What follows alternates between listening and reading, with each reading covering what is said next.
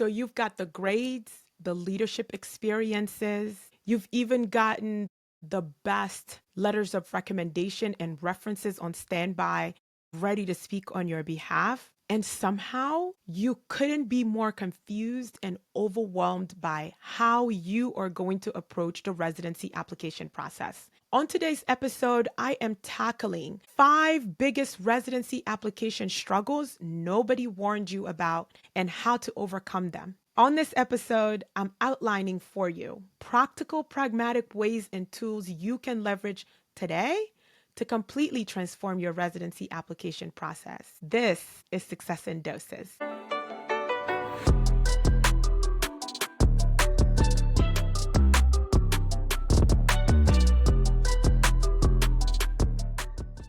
Good morning, everybody, and thank you so much for tuning in to today's episode. I don't know if you can hear it in my voice and how giddy I am to record this episode, but we are at the end of September. By the time you hear this episode, it is the end of September, and we are officially off to the races for the pharmacy hunger game.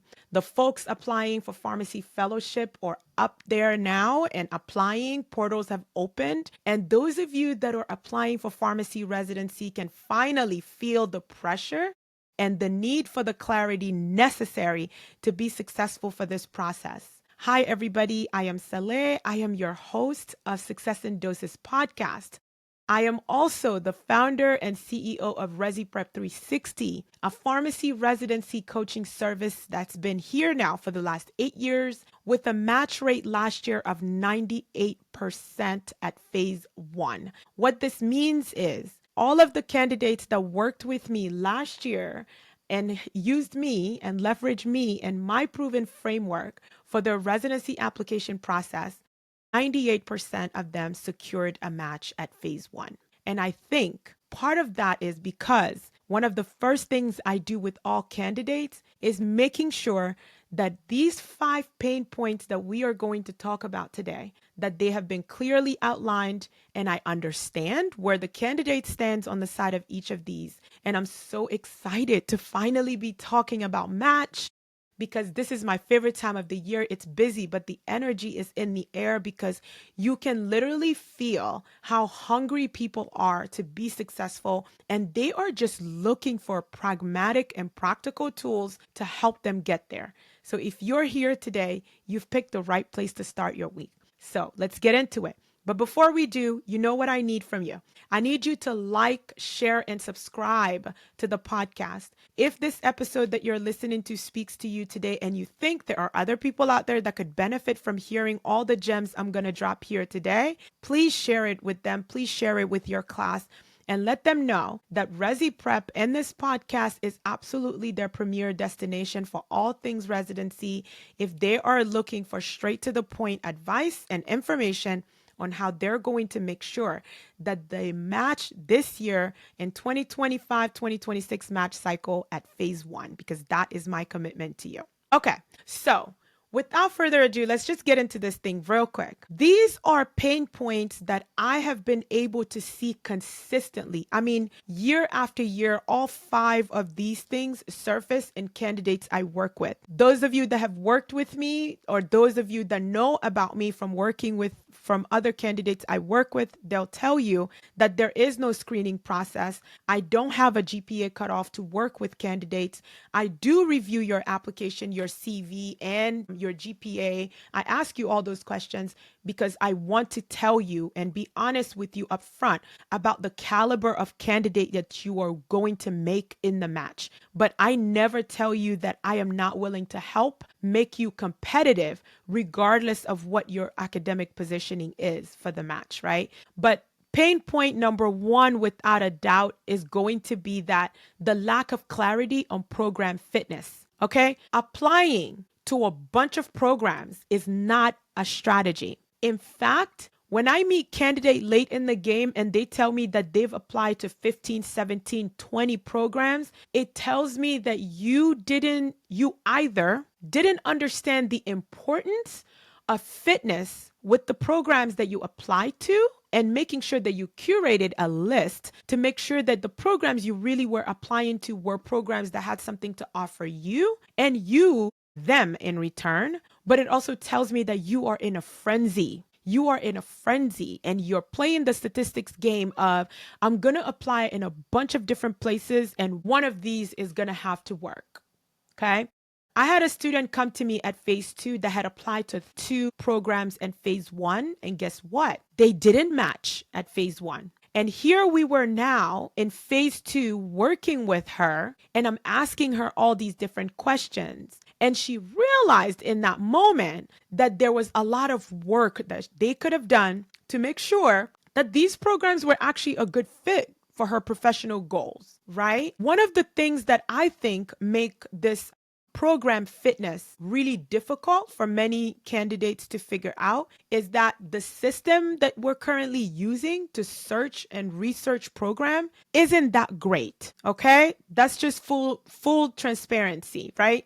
You have to go through a directory and then look through that directory and create your own method of comparing programs. It's very time consuming, right? So what I tend to tell candidates is, okay, we need to reverse engineer this thing. Why don't you get clear about the things that are important to you about the place and then use that as your guidance to finding the program? Let's start with where you'd like to train.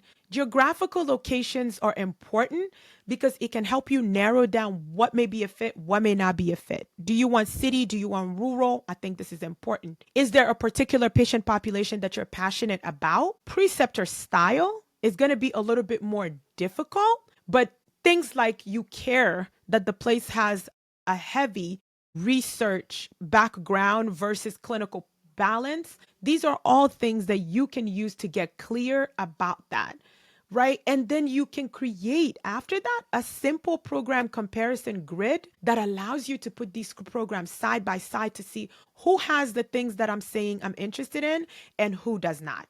So that's going to be my first pain point and my advice to overcoming it. You need to get clear about what you want out of the programs and then go looking for that. The programs that are going to have those things are going to be for you, and the programs that don't have those things clearly won't be on your list. The second pain point that I see happen quite a bit is that students are utterly terrified of writing an effective letter of intent. And this results in students writing a very generic letter of intent that is not creative, that is very unimaginative, that does not tell their story. Okay? This is by far one of the biggest deal breakers of your application packet because I want you to understand what the letter of intent is. In your application packet, so far, you have your transcript, you have the letters of recommendation. Everything in your application packet so far are all objective data about what you are capable of, your track record, your history, your academic skills and qualification. But there's nothing in there that tells your story. Nothing in there that tells your story. And so I think it's very important that you think about that and figure out how to leverage your letter of intent effectively to make sure that the story of who you are, how you've gotten here, how you found out about them, what you hope to gain, why you are going through this incredibly optional journey that is a residency training. The program can't be left trying to guess or imagine that. It's imperative that you are explicit in the way you walk them through why you as a candidate would be an excellent fit for their program. I have an entire formula around how to write an effective letter of intent that has consistently delivered year after year. And as time goes on, we will get into that very shortly. But today is just about making sure that I'm putting these things on your radar as pain points that can have major, major, major consequences on your application packet. The third thing is a weak or unbalanced references. I talked a little bit about this already in a previous episode, but it's a major pain point, right? Some students will have 3 clinical preceptors. I think that the key here is versatility, and making sure that you're not a one-trick pony as an applicant, right? You want these programs to get a flavor and a taste of the type of candidate you are, the student leader you are, the patient care provider that you are, all of the various initiatives and things that you've done. It is very, very, very important that in your application packet that they can get a sense of more than just the 4.0, the student leadership. And the only way that that happens is if various people that have had opportunities to contribute in your education, in your growth and development, all those people contribute and lend their voice to your application packet. I don't think that it's bad to have two clinical preceptors or anything. I just think that if you have two clinical preceptors, that third person, make that an administrator, a dean, or someone else that has observed you in a different capacity and can speak to other things that you can bring to any team. That would be pain point number 3 and how to address it. Pain point number 4, literally, we just talked about this. It's going to be poor time management during application season. I don't know how this happens, but every single year, countless candidates are caught off guard by how much work residency application requires. Because the thing that many of you forget to factor in is that while you are working on these 1,000,001 things to get ready for residency application, you're also going to rotation every day. And that preceptor absolutely expects you to deliver and perform every day. They're not going to relax their rotation requirements because you're applying for residency. So understanding and time managing effectively during this season is going to help you so much. I can't tell you how many times I meet candidates throughout the years that give up on applying for residency for no other reason than the fact that they're completely burned out by the time November get here and they're on an acute care rotation, where we know rotations in acute care settings are by far some of the most demanding rotations out there. And they're working on preparing for mid-year. They're working on their poster. They're working on, it's a lot. I will never lie to you about that. It is a lot. And if you don't have a support system and you don't have somebody that is working to keep you accountable and keep you on track through the season, you're going to struggle, and that's going to come through. So listen to the previous episode before this on time management and get a handle over it quickly, because the sooner you get a handle over your time and how you time manage, it is going to be transformative for this journey. And remember, application season is not a sprint. It is a marathon. People who understand that approach it differently, and people who understand that know that there's no reason why I'm going to dedicate an entire weekend to working on just my CV when I can break my CV up into sections. One day, I may work on my personal information and my education section. The next day, I'm going to work on the APPEs section. The next day, I'm going to work on my topic discussions and publication section, my leadership section. By taking the tasks that you need for overall preparation and breaking them up into these tiny little tasks that you can work on over time, it's going to be transformative for the journey you have. And I really, really want to encourage you to have that approach instead of saying, I'm going to wait till the holiday break and do all of these things at once. I'm telling you right now that it will not work. And even if it does work, by the time interview season comes, where there's a whole lot of work that's waiting for you on that side, you are going to be way too burned out to show up and really put your best foot forward. And I'd hate for that to happen to any of you. Fifth and final pain point that I know for sure nobody prepared you for is interview anxiety. Everybody thinks they can interview effectively until they go on their first residency interview and they realize, oh gosh, this is serious. This requires practice. This requires tricks. This requires a formula. This requires a lot of work, and I need to prepare for it. And more importantly, what catches people off guard is it isn't just an interview. Many of these programs are going to ask you to submit things ahead of the interview.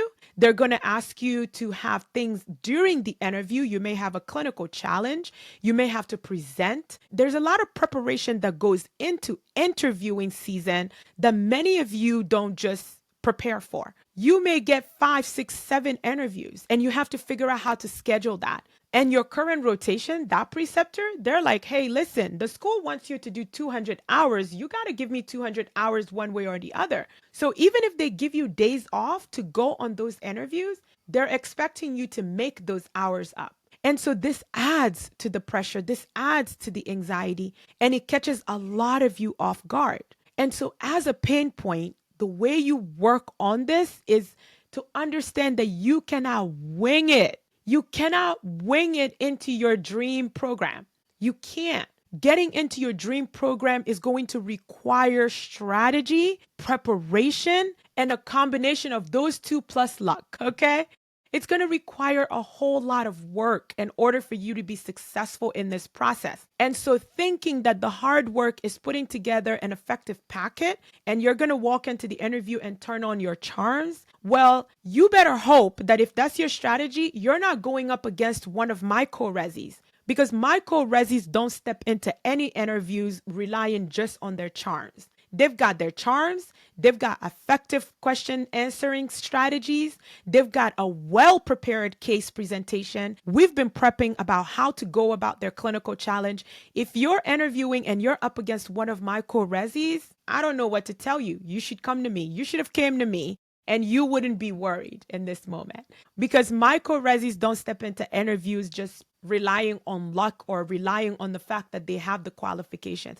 They step in there ultra prepared to make sure that they accomplish the goal of emerging as the top candidate for that program. You understand what I'm saying to you? And so I wanted to make sure that this as a pain point and as an area to invest in for preparation was clearly outlined. Okay? That's it. These are the 5 pain points that I think are so overlooked and nobody talks about, nobody tells you. And as a residency candidate, you're just chugging along and they hit you upside the head at each step and you don't need to do it alone because this year I'm introducing too many ways to amplify my reach and expand my reach. You don't need to do it by yourself. TikTok lives are going to be this year the biggest thing I leverage. YouTube webinars and Q&As that I'm going to be hosting, not to mention all of the personalized services that I will be providing through ResiPrep to make sure that you match at phase 1, because my commitment to you is not that you match at some point. My commitment to you is a guarantee that when you work with me and you really invest the time and energy to do all of the things I'm going to recommend, you're matching at phase 1, that chance goes up exponentially. And I am overly confident in my ability to do this through this proven framework that I have used year after year. And I have no doubt that by choosing to work with me and by choosing to come on board on the 2025-2026 cohort, your chances of a match at phase 1 are all but guaranteed. As always, I am grateful that you are starting your Monday with me. I am grateful that you are here and have listened this far. Because listen, residency season is tough. You are deciding to embark on a journey that is tough. Anyone who's worked with me, ask them. The thing that I don't do is sell you pipe dreams. I don't lie to you about what this process will require. That's not my approach, okay? I tell you exactly what it will take to be successful, and I stand in that fight with you to help maximize your chances of success. And so whether you are just following on social media or you come on board and join the cohort, I take pride in the fact that I am genuinely interested in seeing you accomplish your goal of securing a residency position in the program that is going to be a best fit for you. Because this thing here, it is not for everybody. It is not for everybody. I will also tell you that truth, right? Invite your friends to follow ResiPrep 360 and follow the podcast, Success in Doses Pod, because a lot of great guests, a lot of great speakers, past clients I've worked with that are doing really, really well, and what they've learned and all of the wisdom that they can impart on you will be coming to this channel and will be coming to this platform. And I'd like you and all of your friends to have access to that information. I'm so grateful that you're here, and being here tells me that you are serious about your growth and development, and I appreciate it. As always, success requires incremental step. It doesn't all happen at once. It's not a sprint. It's not a competition. You are on your own time, on your own journey. And I want you to trust the process and take your incremental steps towards success and whatever that success means to you. Have a great week and let the Hunger Games begin. Bye.